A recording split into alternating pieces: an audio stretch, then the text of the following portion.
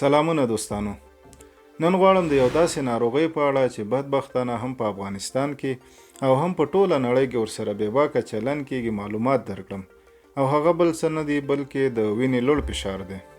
په دې ویډیو کې مو په دې بحث کړی دی چې د وینې لوړ فشار څه شی دی او کوم ډولونه لري، کوم لاملونه لوړ فشار رامنځته کوي او د وینې د لوړ فشار د رامنځته کېدو څخه د مخنیوي لارې چارې کومې دي او درملنه یې څه ده. تر پایه را سره پاتې شئ.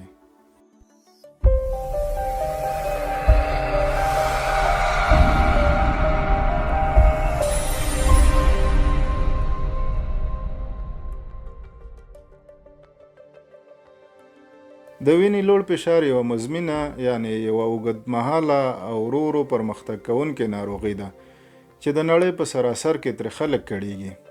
دې ناروغۍ ته خاموشه قاتل یا سایلنټ کیلر هم وایي او هغه ځکه چې دا ناروغي ډیری وخت بې له ښکاره نښو یا علامو څخه پر بدن اغیزه کوي.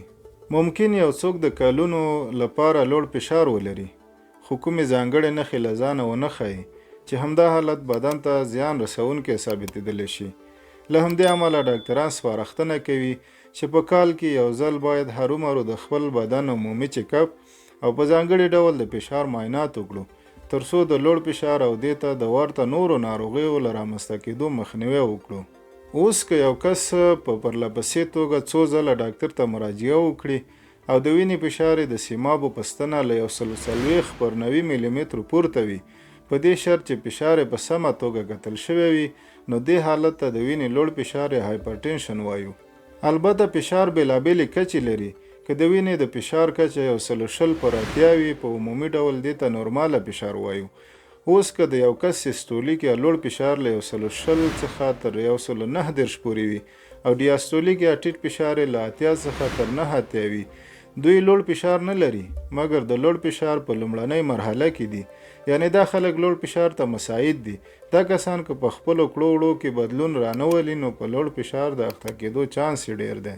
که فشار له 140/90 څخه پورته کېږي نو دا بیا په لوړ فشار کې حسابېږي چې شدت ته په کتو یې په بدن ناوړه اغېزې هم ډېرېږي. د لوړ فشار د لامل په اړه باید ووایم چې د علم او ساینس په دومره پرمختګ سره په 95% ناروغانو کې د لوړ فشار لامل نه دی په ګوته شوی. یوازې په 15% ناروغانو کې لامل روحي، رواني او ټولنیز حالتونه، د پښتورګو ناروغۍ، د شریانونو ناروغۍ، جنیتیکي حالت او د تایراید ګډوډي او داسې نور حالتونه په ګوته شوي دي. د وینې لوړ فشار په فزیولوژیک یا طبیعي ډول د عمر په ډیروالي سره هم پورته ځي. د بعضې کسانو فشار ډاکټر ته د مراجعې په وخت کې پورته کیږي او د بعضې نورو په دفتر کې د کار په وخت، کور ته د راتګ په وخت په موقتي ډول لوړیږي چې په دې ټولو حالتونو کې باید ناروغ متخصص ډاکټر ته مراجعه وکړي ترڅو دقیق ارزونه او درملنه یې وشي. د لوړ فشار اصلي درملنه په فارماکولوژیکو درملو ترسره کیږي. په بازار کې د لوړ فشار لپاره په سلهاوو ډوله درمل شتون لري چې د متخصصو ډاکټرانو لخوا د ناروغ ځانګړتیاو او حالت ته په کتو سره ورکول کیږي.